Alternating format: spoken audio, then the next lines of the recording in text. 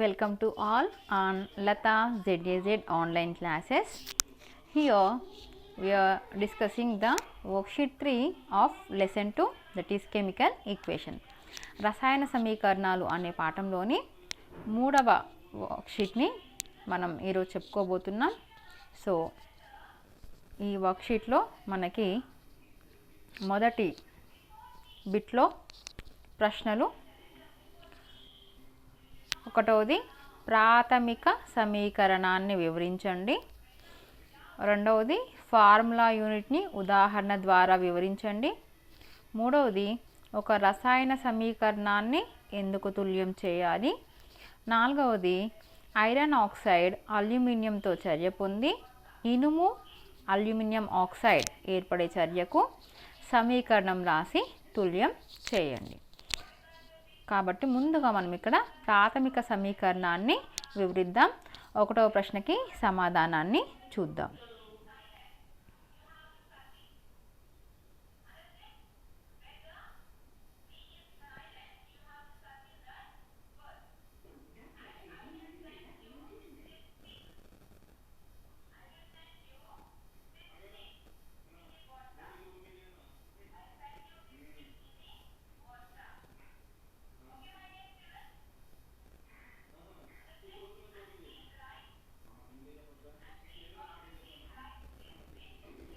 So ముందుగా మనము ప్రాథమిక సమీకరణము అంటే ఏమిటి అనేది చూడాలి. సో ఇక్కడ మీకు ప్రాథమిక సమీకరణం అంటే ఏమిటో డెఫినేషన్ చూడండి. ప్రాథమిక సమీకరణం అంటే ఏమిటి? అణు ఫార్ములాలు మాత్రమే ఉండి తుల్యం చేయని రసాయన సమీకరణాన్ని ప్రాథమిక సమీకరణం అని అంటారు. అంటే అది తుల్యం చేయబడలేదు, అటువంటి సమీకరణాన్ని మనం ప్రాథమిక సమీకరణము అని అంటాం. కాబట్టి ఇది మన ఆన్సర్ అవుతుంది. మరి రెండవ ప్రశ్న ఏముందో ఇంతకుముందే చూసాం.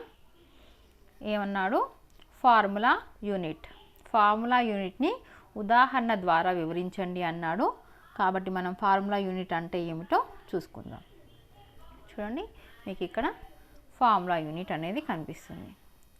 ఏమిటి ఫార్ములా యూనిట్? ఫార్ములా యూనిట్ అనేది ఇచ్చిన ఫార్ములాకు సంబంధించిన ఒక పరమాణువు కావచ్చు, లేదా అయాన్ కావచ్చు, లేదా ఒక అణువు కూడా కావచ్చు. కాబట్టి మీ ఆన్సర్ ఫార్ములా యూనిట్ అనేది ఇచ్చిన ఫార్ములాకు సంబంధించిన ఒక పరమాణువు, లేదా అయాన్, లేదా అణువు కావచ్చు. ఉదాహరణకి ఏమిటి? ఇక్కడ NaCl ఫార్ములా యూనిట్ ఏమిటి? ఒక Na+ అయాన్ ఉంది, ఒక Cl- అయాన్ ఉంది. అదేవిధంగా రెండవ ఉదాహరణ MgBr2 ఫార్ములా యూనిట్ ఏమిటి? ఒక Mg+2 అయాన్ మరియు 2 Br- అయాన్లు. ఎందుకు 2 Br- అయాన్లు? ఎందుకంటే Br2 ఉంది కాబట్టి ఇవి 2 అయాన్లు అయినాయి. అదేవిధంగా నీటి అణువు యొక్క ఫార్ములా యూనిట్ ఏమవుతుంది?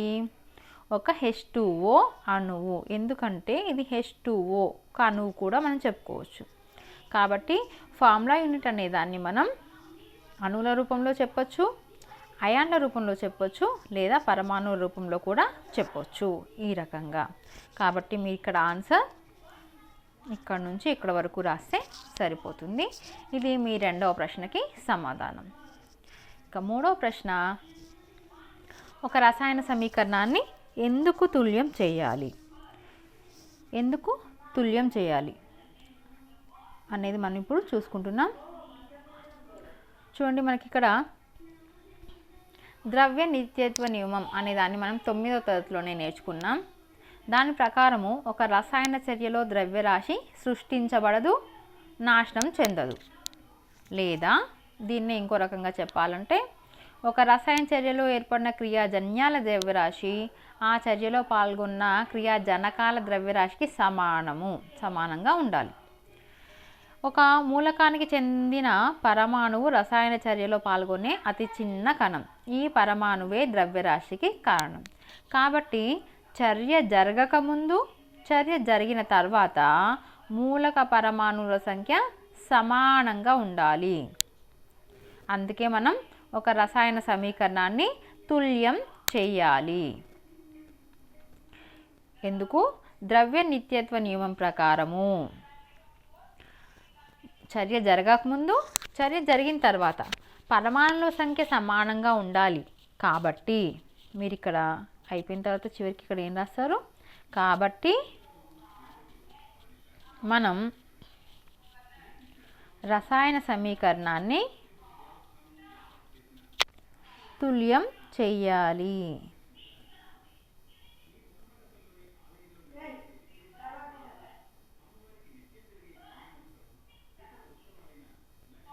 అర్థమైంది కదా? అంటే ద్రవ్య నిత్యత్వ నియమం ప్రకారము మనకి చర్య జరగకముందు, చర్య జరిగిన తర్వాత పరమాణువుల సంఖ్య సమానంగా ఉండాలి. కాబట్టి మనం రసాయన సమీకరణాన్ని తుల్యం చేయాలి.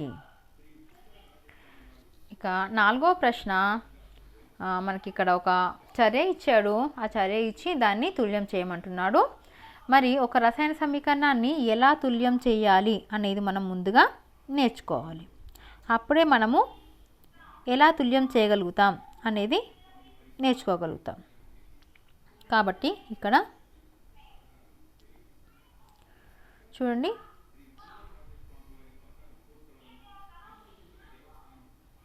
రైట్, ఇది ఒక ప్రాథమిక సమీకరణం. ఏది ఒక ప్రాథమిక సమీకరణం? ఇక్కడ ఏదైతే H2+O2 అనేది ఉందో ఇది ఒక ప్రాథమిక సమీకరణం. అంటే ఇది తుల్యం చేయబడలేదు. మరి తుల్యం చేయాలంటే ముందుగా మనం ఏం చేయాలి? ఈ సమీకరణంలో ఏ ఎడమవైపు, అంటే ఈ బాణం గుర్తుకి ఎడమవైపు ఏ మూలకాలు ఉన్నాయి అనేది ముందు గుర్తించాలి. ఆ మూలకాలని ఇక్కడ పట్టికలో మనం రాసుకోవాలి. ఇక్కడ H2O2 అనేది మనకు కనిపిస్తుంది. అంటే హైడ్రోజన్ ఒక మూలకం, ఆక్సిజన్ ఒక మూలకం. కాబట్టి మనం మూలకాల ప్లేస్లో హైడ్రోజన్, ఆక్సిజన్ రాసుకున్నాం. ఆ తర్వాత ఈ బాణం గుర్తుకి ఎడమవైపు ఎన్ని పరమాణువులు ఉన్నాయి, కుడివైపు ఎన్ని పరమాణువులు ఉన్నాయి అనేదాన్ని మనం ఇక్కడ ఈ పట్టికలో రాసుకుంటున్నాం. ఎడమవైపు H ఎన్ని ఉన్నాయి? 2 కనిపిస్తున్నాయి. అందుకని ఇక్కడ మనం 2 రాసుకున్నాం. మరి ఈ బాణం గుర్తుకి కుడివైపున ఎన్ని Hలు ఉన్నాయి? 2 ఉన్నాయి. కాబట్టి ఇక్కడ 2 రాసుకున్నాం. మరి ఇప్పుడు ఆక్సిజన్ సంగతికి వద్దాం. ఆక్సిజన్ O ఎన్ని ఉన్నాయి? 2 ఉన్నాయి. ఇక్కడ 2 రాసాం ఎడమవైపు. కుడివైపు 1 మాత్రమే కనిపిస్తుంది. ఇక్కడ ఏ సంఖ్య లేదు, అంటే ఇది 1 మాత్రమే ఉంది. కాబట్టి 1 రాసాం. చూడండి, మనకి ఎడమవైపు ఎన్ని పరమాణువులు ఉన్నాయో కుడివైపు అన్నీ ఉండాలి. హైడ్రోజన్ ఆ విధంగానే ఉంది, కానీ ఆక్సిజన్ ఆ విధంగా లేదు, కుడివైపు తక్కువ ఉంది. కాబట్టి ఇప్పుడు దీన్ని మనం తుల్యం చేయాలి. ఏం చేస్తాం? ముందుగా సరైన గుణకాన్ని కనుక్కోవాలి. ఏంటి సరైన గుణకము? ఈ రసాయన సమీకరణాన్ని తుల్యం చేయట కొరకై సాంకేతికానికి ముందు రాసే పూర్ణాంకాన్ని గుణకం అంటాం. పూర్ణాంకము అంటే మీకు మ్యాథ్స్లో నంబర్స్లో వస్తుంది కదా, పూర్ణాంకాలు. ఆ పూర్ణాంకాలు మాత్రమే ఉండాలి అన్నమాట. అంటే భిన్నాలుగా ఉండకూడదు. 1/2 అనేవి మనం రాయకూడదు. 1, 2, 3 నుంచి మనం అన్నిటినీ ఉపయోగిస్తాం. ఇక గుణకం సమీకరణాన్ని తుల్యం చేయడానికి ఎన్ని ఫార్ములా యూనిట్స్ అవసరమో తెలుపుతుంది. రసాయన సమీకరణాన్ని తుల్యం చేసే సందర్భంలో కేవలం గుణకాన్ని మాత్రమే మార్చాలి తప్ప ఫార్ములాను మార్చకూడదు. ఈ సమీకరణాన్ని తుల్యం చేయడానికి H2O మరియు H2కి ముందు 2 అనే పూర్ణాంకాన్ని రాయాలి. చూడండి, మనకిక్కడ మనము వేసుకున్న పట్టికలో ఇక్కడ ఏమైంది? ఆక్సిజన్లు కుడివైపు తక్కువ ఉన్నాయి. ఈ ఆక్సిజన్లని 2 చేయాలి. కాబట్టి ఇక్కడ మనం 2 పెట్టుకున్నాం. అవునా? పెట్టుకున్నప్పుడు చూడండి, ఇక్కడ ఆక్సిజన్లు 2 అయిపోయినాయి. ఓకే, కానీ హైడ్రోజన్ల సంగతి ఏమైంది? 4 అయినాయి. కాబట్టి వీటికి కూడా మనం 4 ఉంచాం. అంటే మనం దీన్ని సోపానాల ప్రకారం చెప్పుకున్నట్టయితే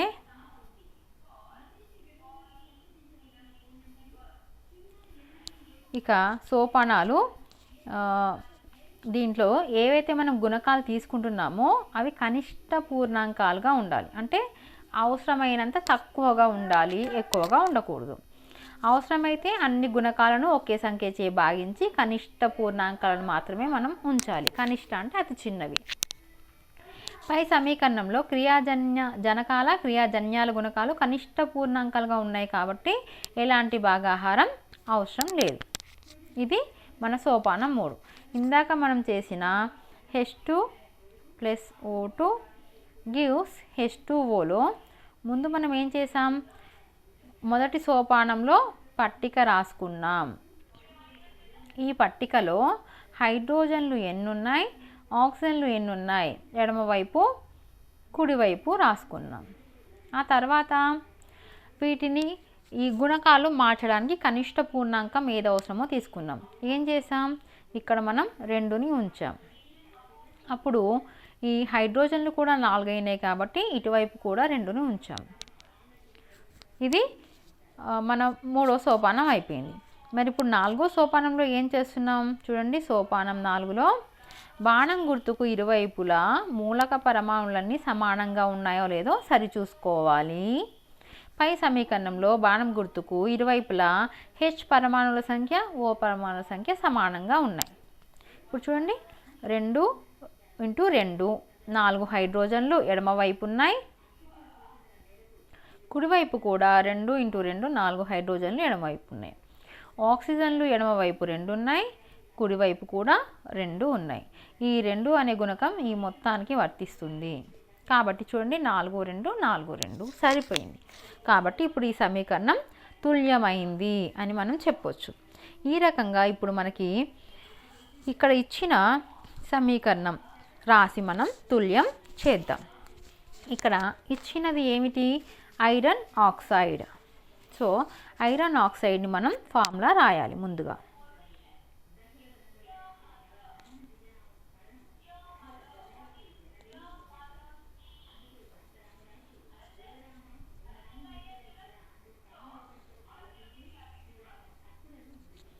సో ఐరన్ ఆక్సైడ్ యొక్క ఫార్ములా ఏమిటి, Fe2O3. కాబట్టి నేను ఇక్కడ రాస్తున్నాను Fe2O3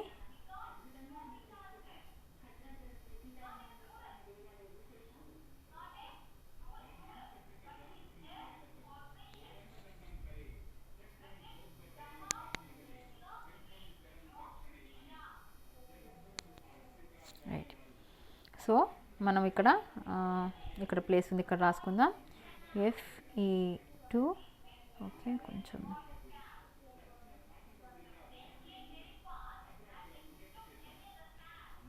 right.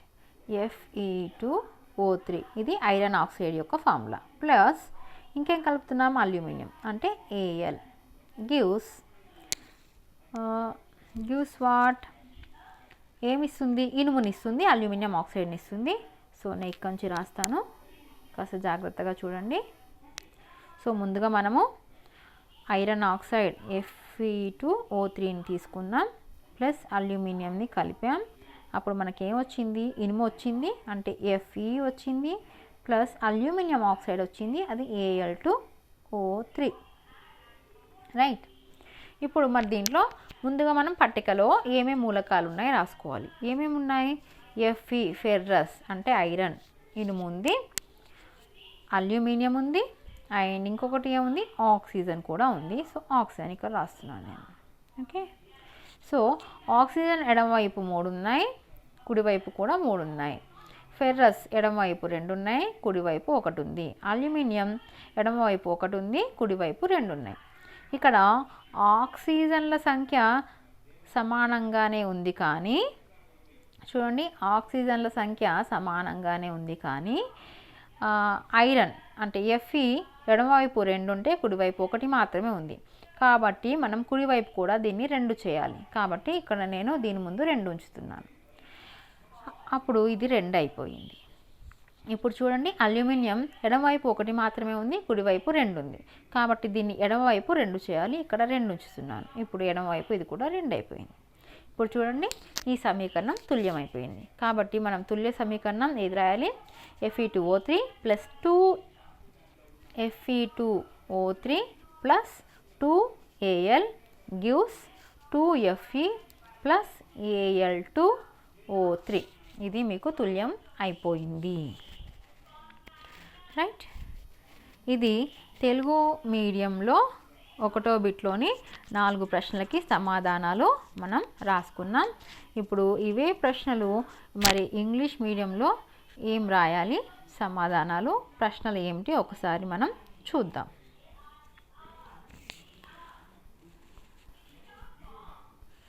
So in English medium, first question, explain primary equation. Second one, explain formula unit with an example. Third one, why should we balance a chemical equation? Fourth one, write a chemical equation for reaction of iron oxide with aluminium to form aluminium oxide and iron. Balance the equation. So same questions but in different language. So first of all, we have to know what is primary equation.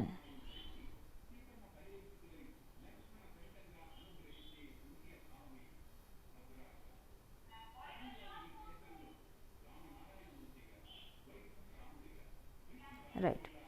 So see here, primary equation. What is primary equation? Chemical equation which has only molecular formula of the substance and has not got balanced is called primary equation. So this is the first answer for you. Okay, next question. I am going for next one. In next question they ask for formula unit. So we have to explain formula unit with an example. So here we have to explain formula unit with a example. So see here, your answer is here, formula unit. Formula unit is one unit of atom or iron ion or molecule corresponding to a given formula. So this is a unit of atom or ion or molecule. So we can express this formula unit in the form of atom or ion or molecule also. So here examples are here. NaCl formula unit is 1 Na plus ion and 1 Cl minus ion. So here we are expressing in the form of ions. That's why we taking Na plus ion and Cl minus ion. Same MgBr2 formula unit, 1 Mg plus 2 ion, 2 Br minus ions, and one formula unit of water is 1 H2O molecule. So in this there are no ions, that's why we are expressing in molecules, in the form of molecule. Okay, so this is your answer from here to here. Okay, next, third question we already read. Why should we balance a chemical equation? So we have to know law of conservation of mass. We are already learned this in class 9, law of conservation of mass. What is this? In a chemical reaction, mass is neither created nor destroyed. Or we can also write that in a chemical reaction, the total mass of the products formed must be equal to the total mass of the reactants consumed. So an atom is a smallest particle of an element that takes part in a chemical reaction. It is the atom which accounts for the mass of any substance. The number of atoms of each element before and after the reaction must be the same. That's why we have to balance the chemical equation. So laws we write that, that's why.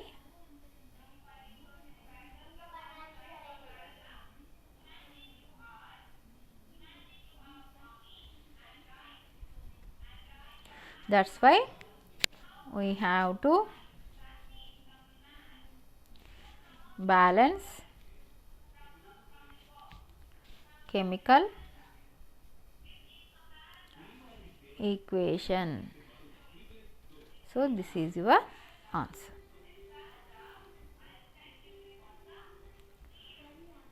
Okay. So from here to here we have to write. Next, fourth one. So in fourth one, here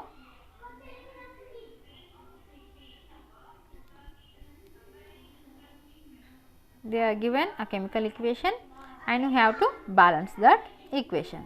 Okay. So in this we have to write the reaction of iron oxide and aluminium.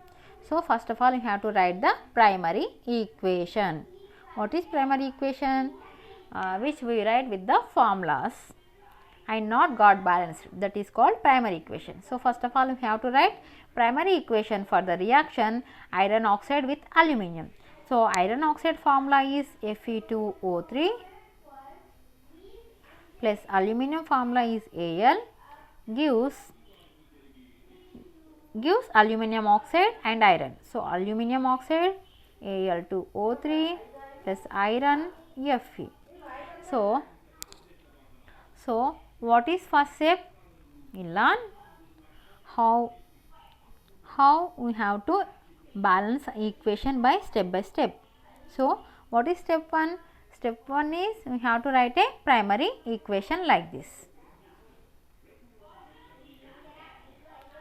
And in step 2 we have to write the elements names and the number of atoms in left side and right side also.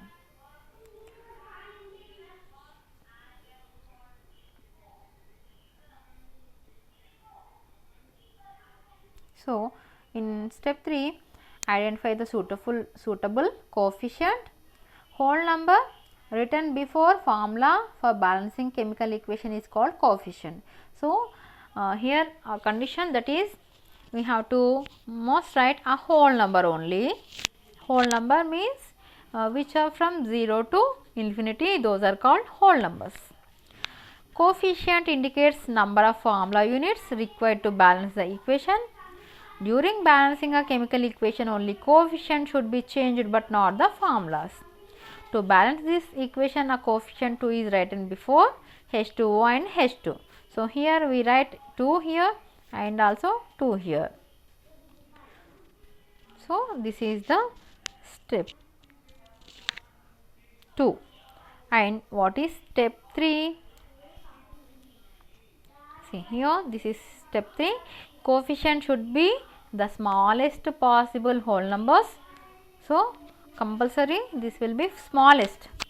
If necessary, divide all the coefficient with the same number to get the smallest number. If there are bigger numbers, then you have to divide. In the above equation, coefficient of reacts and products are the smallest whole numbers. So therefore does not require any division. And what is last step? That is step number 4. Verify the equation for balancing of atoms on both sides of the equation. In the equation, number of atoms of hydrogen and oxygen are same on both sides of arrow mark. So hence chemical equation is balanced. So in 4 steps we have to balance a chemical equation. So here we follow the all steps. First step we write the primary equation, we already write this. Second step,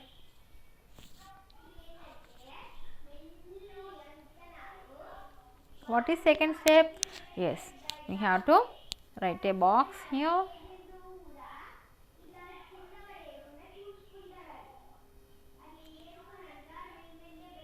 So here elements, this is left side, this is right side. So first element Fe. So see, Fe left side 2, right side 1. Next oxygen, left side 3, right side also 3. Aluminium, left side 1, right side 2. So simply we have to change this coefficient, this is 2. So we have to change this also 2. this is 2, this is 1. So, we have to change this right side as 2. So, simply we have to put Fe right side also 2. So, a coefficient 2 here, and aluminum left side coefficient 2. So, now check whether it is balanced or not. So, Fe left side 2 and right side also 2. So, here 2, oxygen 3 okay, aluminum left side 2, right side 2. So, see, this is a balanced equation. So, this one is balanced one. So, this is the answer of question number 4. Okay. Next we go for multiple choice questions. In multiple choice questions, what questions are there? First of all, I have to check. Okay, fifth one. In fifth one, formula unit of magnesium bromide. So, here they asked the formula unit of magnesium bromide. So, we already see how to write the formula unit. So, here they asked for magnesium bromide. So, see, magnesium bromide formula unit is here. Magnesium bromide oka Mg+2 ion, 2 Br- ion, MgBr2. So, here which is correct one?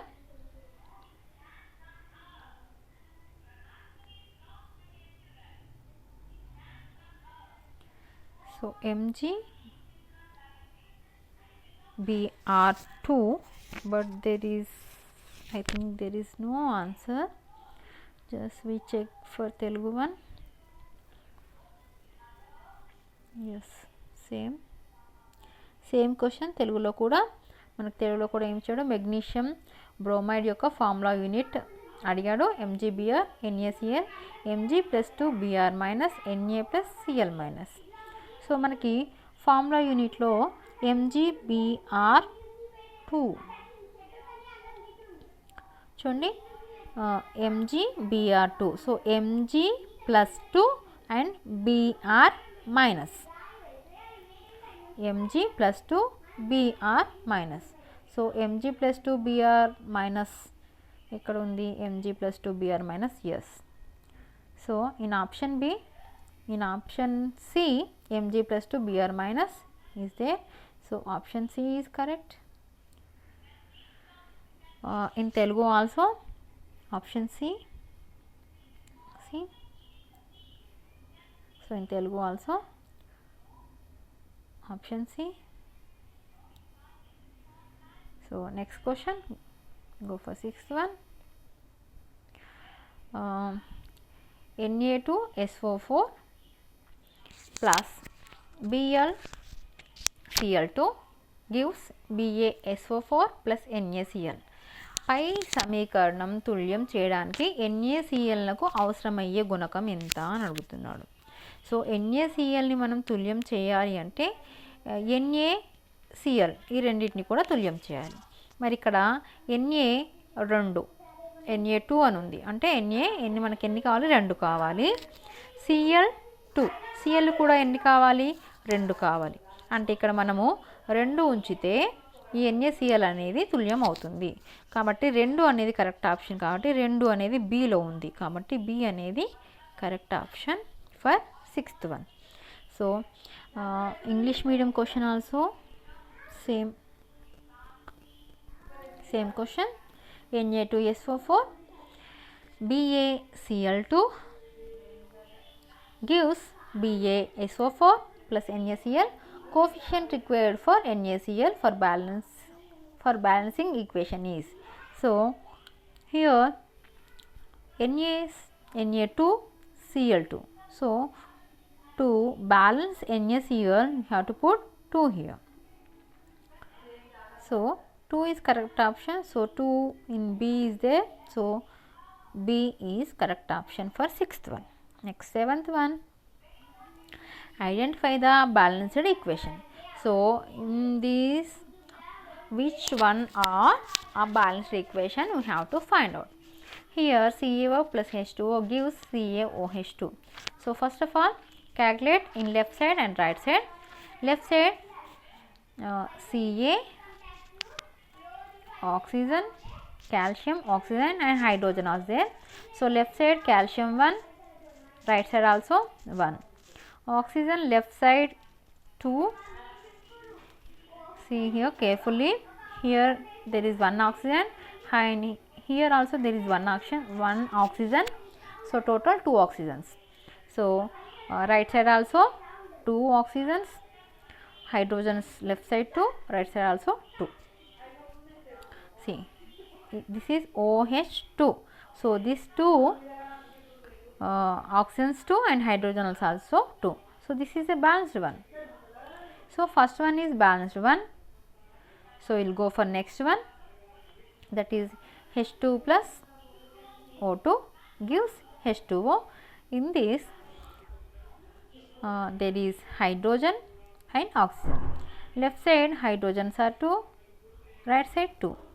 Left side 2 oxygens, right side only 1 oxygen. So this is not a balanced one. So second one not a balanced one. We will go for third one. C option. In C option there is calcium carbonate gives calcium oxide plus carbon dioxide. So calcium is there Ca, carbon is there C, oxygen is there O. So left side calciums are 1, right side also 1, left side carbons 1, right side carbons 1, left side oxygens 3, right side also 3. See here you have to be careful, this is carbon and this is carbon, this is not carbon because this is Ca calcium, and oxygens here 1 and here 2, total 3 left side, so 3. So this is also a balanced one. So A and C are balanced ones. So A and C is given in D option. So option D is correct one for this 7th one. So in Telugu medium also same question is there. So here also option D is correct one for 7th one. Okay, go for last one, 8th one.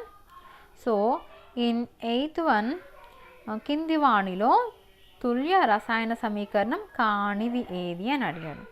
So same ఇందాక మనం ఎలా check చేసామో అదే విధంగా left side right side check చేస్తే మనకి తుల్యం కానిది ఏదో తెలిసిపోతుంది. ఆప్షన్ ఏలో Mg+O2 గివ్స్ MgO, అంటే ఇక్కడ Mg మెగ్నీషియం అనేది ఉంది, O అంటే ఆక్సిజన్ అనేది ఉంది. లెఫ్ట్ సైడ్ Mg ఒకటి ఉంది, రైట్ సైడ్ కూడా ఒకటి ఉంది. ఆక్సిజన్లు లెఫ్ట్ సైడ్ 2 ఉన్నాయి, రైట్ సైడ్ ఒకటే ఉంది. అంటే ఇది తుల్యం కానిది, అంటే ఈ తుల్యం కానిదే మనకు అడిగాడు కాబట్టి ఆప్షన్ ఏ కరెక్టే. మరి బి కూడా మనం చెక్ చేయాలి. బిలో మనకి కార్బన్ ఉంది, ఆక్సిజన్ ఉంది. సో కార్బన్ ఎడమవైపు ఒకటి, కుడివైపు కూడా ఒకటి ఉంది. ఆక్సిజన్లు ఎడమవైపు 2, కుడివైపు 2 ఉన్నాయి. అంటే ఇది తుల్యం అయినది, కానీ మనకు అడిగింది తుల్యం కానిది కాబట్టి ఈ ఆప్షన్ తప్పు. సో ఇప్పుడు మనం ఆప్షన్ సి చెక్ చేద్దాం. ఆప్షన్ సిలో హైడ్రోజన్, ఆక్సిజన్, హైడ్రోజన్లు ఎడమవైపు 2 ఉన్నాయి, కుడివైపు 2 ఉన్నాయి. ఆక్సిజన్లు ఎడమవైపు 2 ఉన్నాయి, కుడివైపు ఒకటి మాత్రమే ఉంది. అంటే ఇది తుల్యం చేయబడనిది, మనకి తుల్య రసాయన సమీకరణం కానిది అడిగాడు కాబట్టి ఇది కరెక్ట్ ఆప్షన్. అంటే ఇక్కడ మనకి ఏ మరియు సిలు 2 కూడా తుల్యం కానివి ఉన్నాయి కాబట్టి option D correct one for 8th. Same English medium question కూడా సేమ్ ఉంది. సో చూడండి, సో దీనికి కూడా మీరు ఆన్సర్ ఏది రాస్తారు, option D correct one. So you have to write option D. Okay, this is your worksheet 3. Okay, this is Lata ZAZ online classes. Subscribe for next video.